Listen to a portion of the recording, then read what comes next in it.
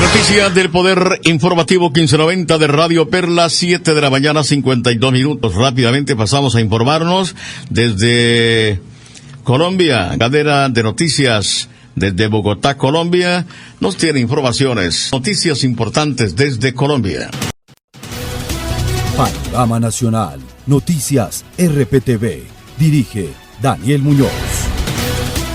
Hola, ¿qué tal? Un cordial saludo para todos. Soy David Parra, periodista de la agencia de noticias RPTV, y para mí es un gusto estar con ustedes en esta alianza informativa para traerles las noticias más importantes de Colombia y el mundo. Iniciamos. Hoy, 24 de agosto, se celebran 382 años de la fundación del municipio de Tuluá en el Valle del Cauca.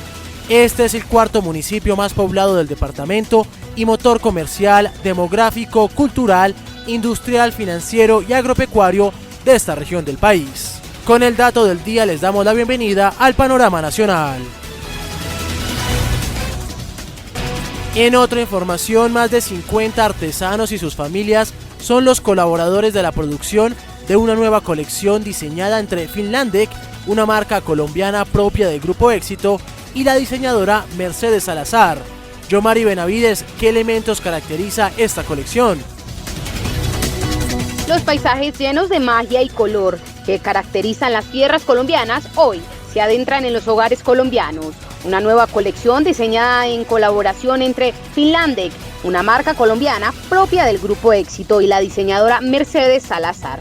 Tiene como objetivo llenar de paisajes el espacio más importante de las familias, el hogar. Al respecto, la artista encargada de estos diseños, Mercedes Salazar.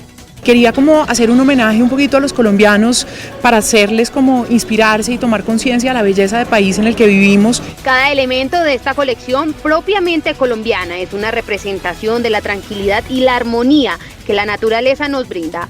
Al respecto, María Clara Molina, directora Hogar Éxito. Queremos con este proyecto democratizar la moda y permitir que en los hogares de todos los colombianos se tengan piezas de diseñadores a precios muy accesibles. Estampados artesanales de flores, pájaros, plantas y mucho, pero mucho amor que iluminará cada rincón de nuestro entorno.